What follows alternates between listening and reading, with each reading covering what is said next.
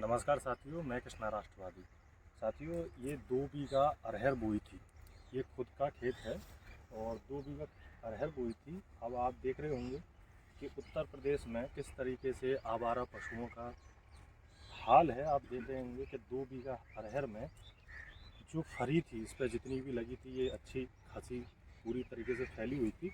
और आप देखेंगे कि इसमें अब कुछ भी फरी नहीं रह गई है। आप देखेंगे कि किस तरीके से वो कहते हैं ना, खेत को पूरा जो फरी है पूरा चुग लिया है आवारा पशुओं ने। आप देखेंगे किस तरीके से यहाँ पर हमारे उत्तर प्रदेश माननीय मुख्यमंत्री जी योगी जी की और यहाँ के जो अधिकारी हैं उनकी कितनी अच्छी व्यवस्था है, कितनी गौशाला है, जिससे उन जो आवारा पशु हैं उनकी अच्छी व्यवस्था हो सके। और आप देखेंगे पूरी 2 बीघा जमीन में जो अरहर बोई थी उसमें सिवाय एक भी फरी के नहीं। आपको फरी दिखाई दे रही है इनमें? आप देखिए, इनमें फरी है कुछ, इनमें से सारी फरियाँ चुग ली गई हैं। आप देखेंगे।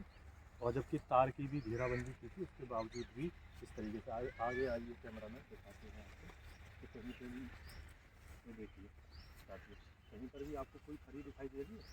ये देखिए, पूरा का पूरा खेत को उजाड़ दिया है। जिसको कहते हैं कि इसमें मतलब सोच रहे थे यहाँ पे मतलब इसमें 10, 20, 30, 40 किलो अरहर होगी और 10, 20, 40 किलो की जगह पर आप देख रहे होंगे पूरे खेत का ऐसा नहीं। आ जाइए, आपको और देखते हैं। ये पूरा का पूरा जगह कैसे उजाड़ दिया है इस खेत को।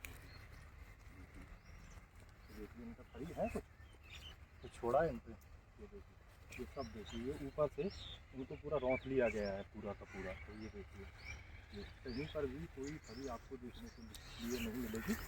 तो साथियों, अब सोचिए कि सरकार हमारे लिए, किसानों के लिए क्या कर रही है। और यहाँ पर ये आय दोगुनी की बात की गई थी। यहाँ पर क्या आय दोगुनी हुई है या आधी हुई है या जीरो की तरफ जा रही है? आप देखेंगे पूरा का पूरा ये उत्तर प्रदेश का, मैं अपने, ये मेरा स्वयं का खेत है, उसका मैं हाल बता रहा हूँ। और साथ में आप देखेंगे हर खेत का यही है, जहाँ पर कोई फसल होती है सभी लोगों ने तमाम तार घेराबंदी करके तार वगैरह लगाए हुए हैं। और लगातार किसानों का खर्च भी बढ़ता जा रहा है। हर साल तार लगाए जाते हैं, फिर उसके बाद में वो उनको उखाड़ के फेंक दिया जाता है, या कहीं से चुर जाते हैं, या आवारा पशु इधर उधर कर देते हैं, उनको तोड़ देते हैं। और उसके बाद देखेंगे तो आप उसको फिर से किसानों को घेराबंदी करनी पड़ती है। और 24 घंटे अगर देखा जाए तो बहुत ऐसे किसान हैं जो रात भर खेतों पर रहते हैं। और अभी आपने देखा होगा कि हाल ही में हमारे गांव के पास में एक सांड ने भी एक किसान को बहुत बुरी तरह से मार डाला था। आपको वो घटना याद हो, कुछ ही दिनों पहले की बात है। आप देखेंगे अगर और भी थोड़ा सा आगे चले जाए तो वहाँ पर 1-2 पशु नहीं रहता। वहाँ पर पशुओं की, आवारा पशुओं की एक जमात है जो एक खेत में एक बार में अगर वो घुस जाए तो पूरा का पूरा खेत बर्बाद कर देती है। उसमें कुछ नहीं रहता।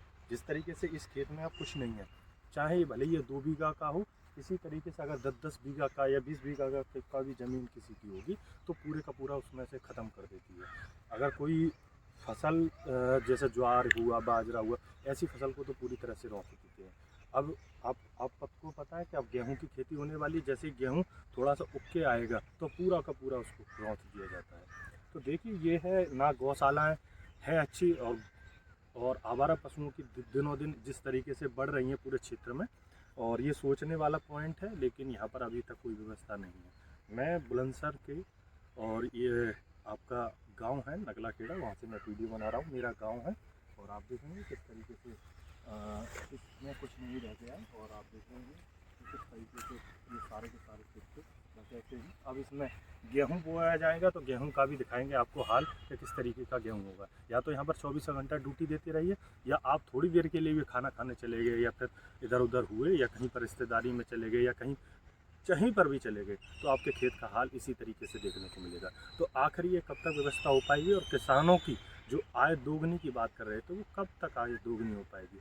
क्या 2,000 रुपये ले करके, और ये यहाँ पर जो 10-20 हज़ार रुपये की अगर ये अरहर बनती तो क्या उसकी भरपाई कर सकते हैं? तो एक बार आपको विचारना होगा कि आप या तो इन आवारा पशुओं की व्यवस्था करवाएं अच्छी तरीके से, जो सुनिश्चित हो सके, जिससे किसानों की कम से कम हानि हो। और ये बात मेरी ही नहीं है कि मैं अपनी वजह से ये वीडियो बना रहा हूँ। ये क्षेत्र में सभी किसानों की, किसी भी गांव में चले जाइए, और यहाँ से लेकर मथुरा, मैं आगरा, अलग अलग जगहों पर भी मैं घूमा, वहाँ पर भी सभी जो किसान हैं, जो महिलाएं हैं, जो खेती करने वाली हैं, सभी ने ये प्रॉब्लम बताई थी मुझे कि इस तरीके से आवारा पशुओं की इतनी परेशानी है भैया कि बस खेती होती नहीं। तो क्या किसानों की जो खेती करने की जो आसान होनी चाहिए थी उसकी जगह पर मुश्किल होती जा रही है। चलिए साथियों, आपकी इस पर क्या प्रतिक्रिया है, अपनी प्रतिक्रिया ज़रूर व्यक्त करें।